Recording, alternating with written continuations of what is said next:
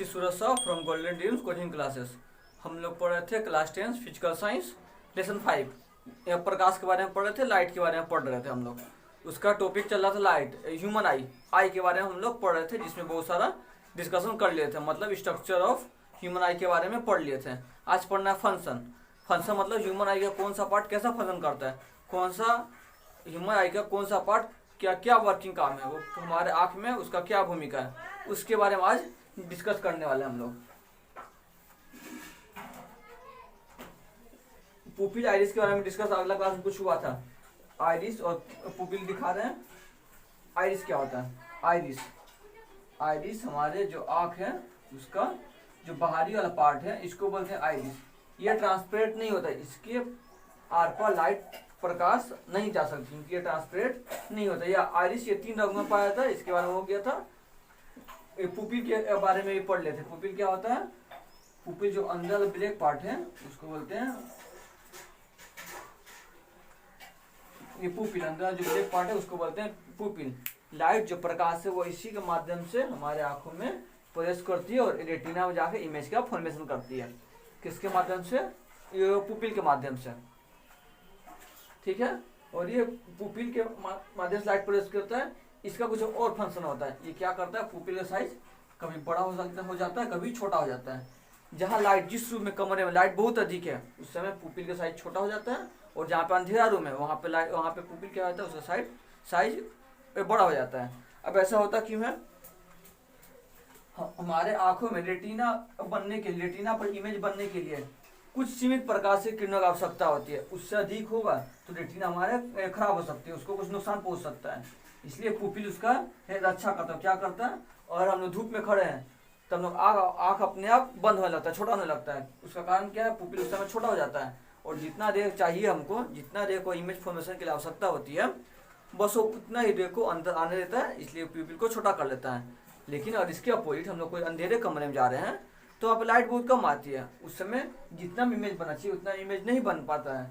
तो उस समय पुपिल क्या करता है? अपने साइज को इंक्रीज कर लेता है, जिससे ज़्यादा से ज़्यादा लाइट अंदर आ सके। जितना आवश्यकता होगी वो आएगा, तभी इमेज का फॉर्मेशन हो सकेगा। इसका उदाहरण हम लोग देख सकते हैं। अगर हम लोग कोई बाहर धूप में खड़े हुए हैं, हम लोग, उसके बाद बाहर कोई उजाला कमरे में खड़े हुए हैं, उसके बाद हम लोग अगर अपने कमरे में आते हैं तो हम लोग कुछ दिखता नहीं है, कमरा क्या अंधेरा जैसा दिखता है।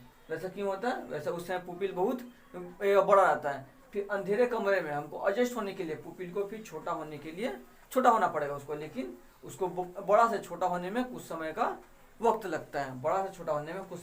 लगता है। जिससे कारण हमको धूप से अंधेरे कमरे में आने समय कुछ, या फिर धूप से जब कमरे में आते हैं तो हमको इसके कारण दिखाई नहीं देता है, क्योंकि उसको बनने के लिए कुछ मिनट या कुछ सेकंड का समय लगता है। ठीक उसके अपोजिट अगर हम लोग एक अंधेरे कमरे में या फिर सो रहे हैं, हम लोग बेड पर सो रहे हैं, अब रूम पूरा अंधकार है, उस समय कोई मम्मी आकर फटाक से लाइट ऑन कर दी, तो लाइट ऑन करते हम लोग आँख में ब्लिंक करने लगता है। क्यों?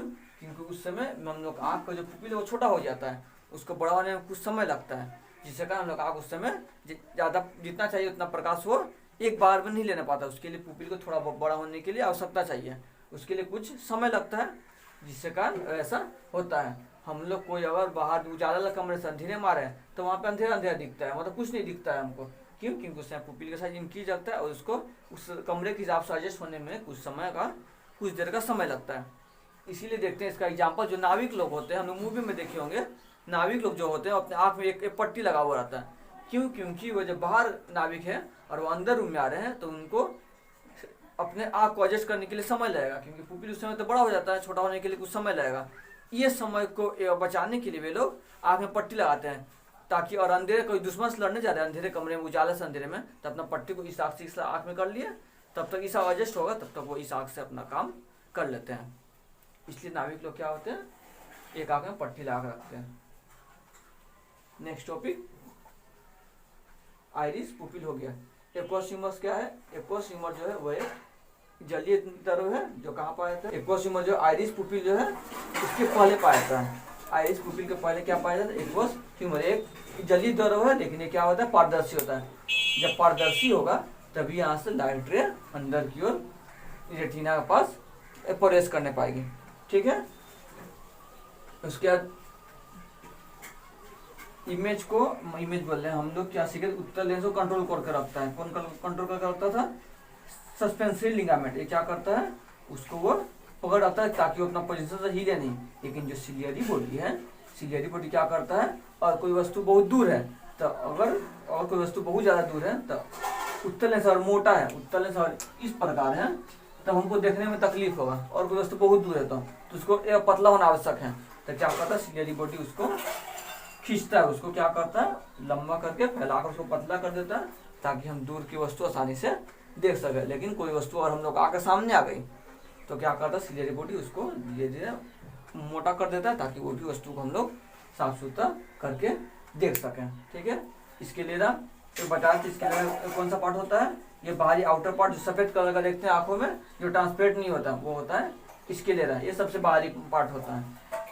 रेटिना, रेटिना क्या होता है, रेटिना भी इमेज का फॉर्मेशन होता है। इमेज बनता है कहाँ पे, रेटिना पे भी इमेज बनता है।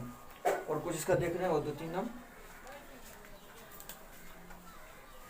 रेटिना के बाद यहाँ पे होता है वो येलो स्पॉट, एक होता है येलो स्पॉट,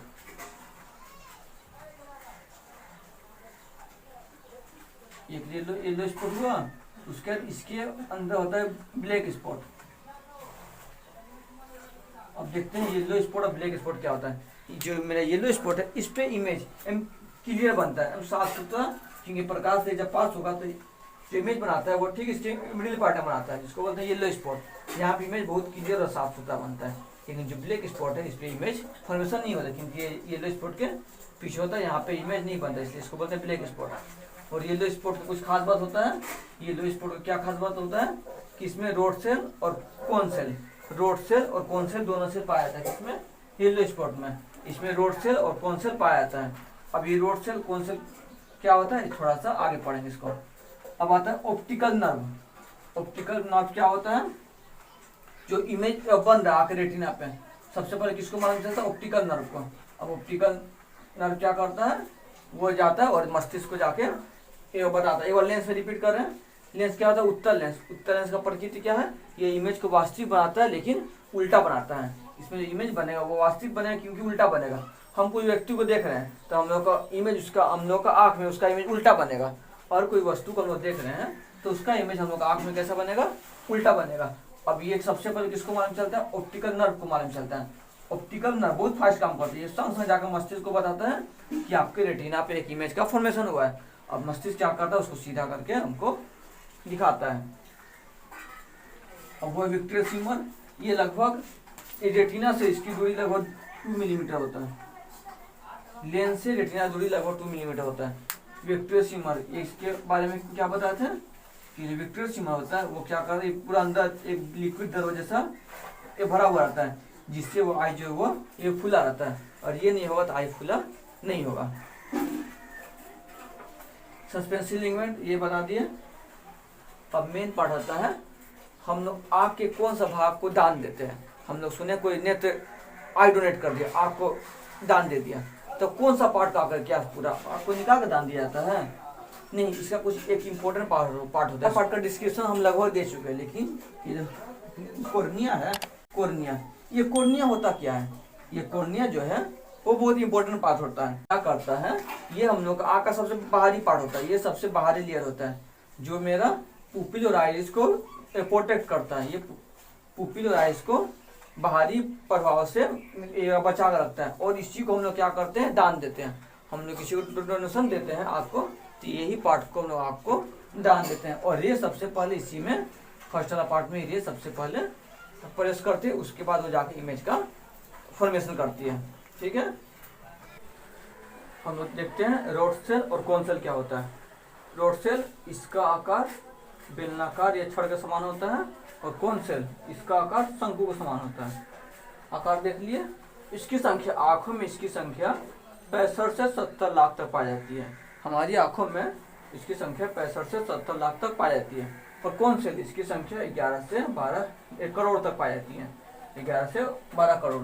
और रोड सेल 65 से 70, ये छड़ के समान, वो शंकु के समान।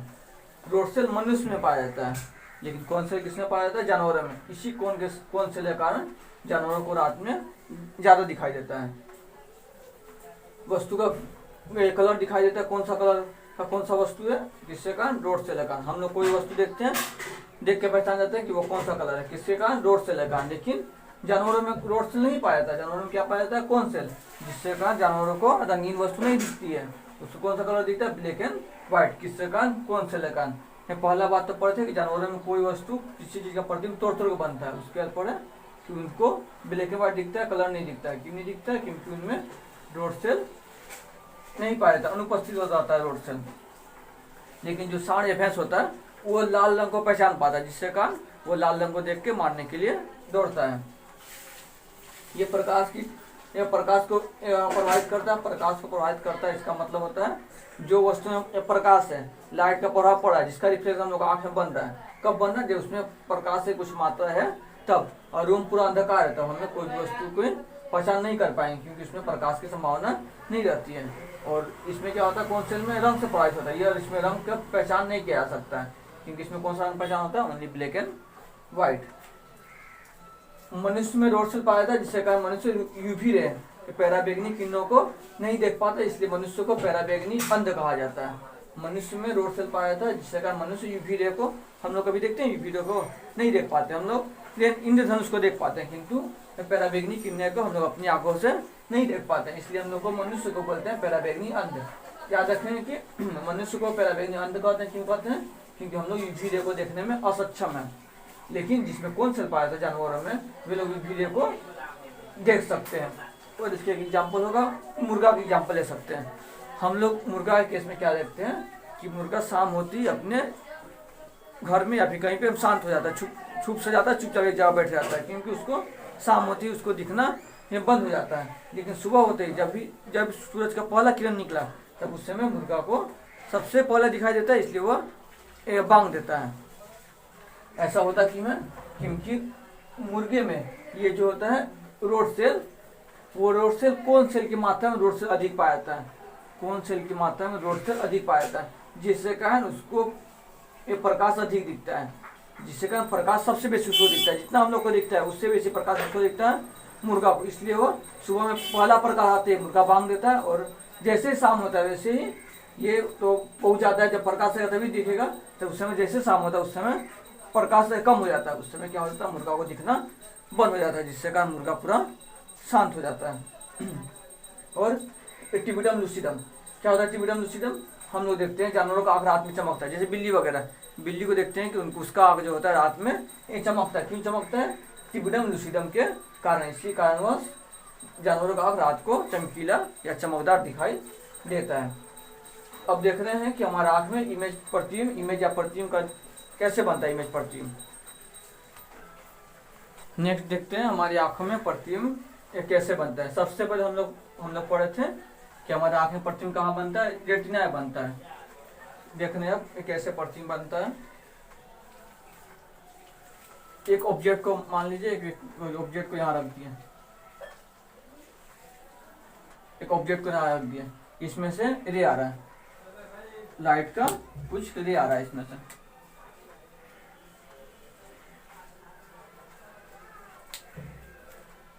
दिन के समय है, धूप का समय, मान लो लाइट का रे यहाँ से आ रहा है, धूप है मतलब बहुत सारा लाइट रे आएगा यहाँ से, इतना सारा लाइट रे आ रहा है। लेकिन इतनी रे की हमको आवश्यकता नहीं है प्रतिबिंब बनाने के लिए, क्योंकि दिन का समय है। तो उस समय क्या करेगा, जो पुपिल है उसका आकार क्या हो जाएगा, छोटा हो जाएगा। और वही और रात हो गया तो क्या हो जाएगा, इसमें से कम प्रकाश कर जाएगा, इसलिए पुपिल क्या होता है, ये बड़ा हो जाता है। ये तो समझा दिए थे। अपने लाइट रे का दिखा रहे हैं। लाइट रे यहाँ से आया, आके कहाँ गया, पुपिल में आया। अब पुपिल से होकर अब लेंस में टकराया, कहाँ टकरा, लेंस में, और लेंस में टकरा कर कहाँ मिला, ये जाके रेटिना पे, लेंस पे टकराया और कहाँ जाकर मिलता है, ये रेटिना पे जाके मिल रहा है। और ये यहाँ से आया,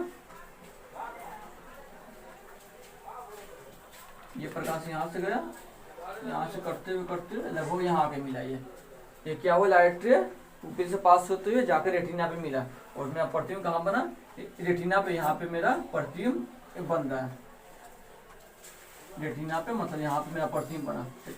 कैसा बना प्रतिबिंब, मेरा उल्टा बना।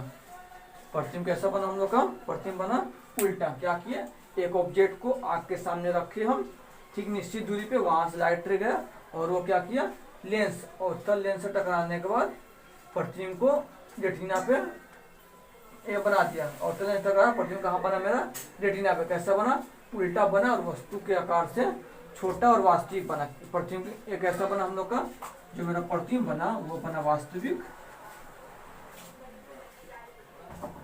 उल्टा, वास्तविक, उल्टा और वस्तु से छोटा। ठीक है, हम लोग याद रखना का मेन पॉइंट ये है कि हम लोग आंख में प्रतिबिंब कहाँ बनता है, रेटिना बनता है और वास्तविक बनता है, उल्टा बनता है और वस्तु से छोटा। ऐसा क्यों होता है, क्योंकि इसमें कौन सा लेंस लगा आता है, उत्तल लेंस। ठीक है, अब देखते हैं निकट दूरी और दूर दृष्टि, निकट दूरी और दूर दूरी क्या होता है, निकट और दूर देखते हैं उसके बारे में। अच्छा, और कुछ था कि जो मैं प्रतिबिंब बना वो प्रतिबिंब मेरा स्थिर नहीं रहता, वो अस्थिर रहता है, वो परिवर्तन होते रहता है। ये जो मेरा फर्स्ट प्रतिबिंब बना पेड़ का, वो हमारे आंख में 1 सेकंड का 20वां भाग तो रहता है, इतना भाग रहता है, 1 सेकंड का 20वां भाग तो रहता है, फिर उसका दूसरा इमेज बन जाता है। जो मेरा प्रतिबिंब बना वो कितना देर रहेगा, 1/20 सेकंड, 1 सेकंड का 20वां भाग, इतना देर तक एक प्रतिबिंब हम लोग का आंखों में रहता है। मतलब बहुत कम सूक्ष्म समय है, 1 सेकंड का 20वां भाग तक हमारे देह में रहता है, उसका दूसरा प्रतिबिंब बन जाएगा। और एक ही वस्तु हम लोग लगातार देखे जा रहे हैं, तो 1/20वां भाग चेंज हो जाएगा, फिर उसी का प्रतिबिंब दोबारा बनेगा, फिर 1/20वां भाग में वो चेंज हुआ, फिर उसी का प्रतिबिंब दोबारा बनेगा। लेकिन ये हमेशा 1 सेकंड का 20वां भाग में चेंज होते रहता है। और प्रतिबिंब कहाँ बनता है, मेरा रेटिना पे, और जो मेरा ऑप्टिकल नर्व है वो जाके मस्तिष्क को बनाता है कि आपके रेटिना पे एक प्रतिबिंब बना है जो कि उल्टा बन रहा है। और मस्तिष्क क्या करता है, फटाक से आपसे रिस्पॉन्स आता है और वो क्या करता है, प्रतिबिंब को सीधा करके दिखलाता है हमको। नेक्स्ट देखते हैं दूरबिंदु क्या होता है, निकट बिंदु और दूरबिंदु। दूरबिंदु मतलब कोई वस्तु को अगर हम देख रहे हैं और बहुत दूरी पे स्थित है, बहुत ज़्यादा दूर पे है, तब उसको हम लोग स्पर्श नहीं देख पाते हैं। उसको एक मिनिमम दूरी पे होना आवश्यक है, तभी वो वस्तु हमको स्पर्श देखिए। मान लो कुछ पढ़ रहे हैं हम, बहुत दूर पे लिखा हुआ है कोई पोस्टर में, तो उसको हम नहीं पढ़ने पाएंगे, तो उसको और नज़दीक करते जाएंगे तब थोड़ा हमको स्पर्श वो दिखेगा। तो दूरबिंदु होता है आँख से सबसे अधिकतम दूरी, जहाँ से वस्तु स्पर्श दिखाई दे उसको बोलते हैं दूरबिंदु। आँख से अधिक दूरी रहेगा लेकिन इतना दूर जहाँ तक हमको स्पर्श दिख सके हम, उसको बोलते हैं दूरबिंदु। ठीक, उसका उल्टा निकट बिंदु। और कोई बुक और पढ़ना और आके हम पूरा निकट ला लेंगे तब हम नहीं पढ़ने पाएंगे, हमको पढ़ने में बहुत ज़्यादा असुविधा होगी। तो उसमें क्या करता है, आपका सबसे निकट बिंदु, निकट मतलब सबसे नज़दीक लेके आएंगे जहाँ तक की वस्तु हम साफ देख सके, उतना निकट जहाँ तक की वस्तु हम साफ देख सके उसको बोलते हैं निकट बिंदु। इसका देख लेना, खुद से लिख लीजिएगा। अब दृष्टि विस्तार, दृष्टि विस्तार क्या होता है, निकट बिंदु और दूर बिंदु के बीच की दूरी को बोलते हैं दृष्टि विस्तार। निकट बिंदु और दूर बिंदु के बीच की दूरी को बोलते हैं निकट बिंदु दृष्टि विस्तार। निकट बिंदु मतलब होता है 25 सेंटीमीटर, इसके और इसके बीच, निकट और दूर के बीच, दूर का सबसे दूर मानते हैं हम लोग इन्फिनिटी, ये दोनों के बीच की दूरी को बोलते हैं दृष्टि विस्तार। इन्फिनिटी इसलिए लिए क्योंकि सूरज चांद को हम लोग देख पाते हैं, जो कहाँ स्थित है, इन्फिनिटी में, अनंत दूरी पे। तो इसलिए हम लोग क्या लिए, निकट बिंदु और दूर बिंदु के बीच की दूरी को क्या बोलते हैं हम लोग, दृष्टि विस्तार। निकट बिंदु मतलब 25 सेंटीमीटर और दूर मतलब इन्फिनिटी। आँख का सबसे बोलता है, आँख का दृष्टि विस्तार सबसे दूर कितना है, सबसे दूर है हम लोग का इन्फिनिटी तक। आज के लिए इतना ही। नेक्स्ट पार्ट में देखेंगे कि निकट दृष्टि दोष और दूर दृष्टि दोष क्या होता है। मतलब किसी व्यक्ति को दूर की वस्तु साफ दिखाई नहीं देती है और किसी व्यक्ति को नज़दीक की वस्तु साफ नहीं दिखाई देती है। ऐसा किस कारण होता है, ऐसा क्या कारण है, ये हम लोग देखेंगे नेक्स्ट वीडियो में।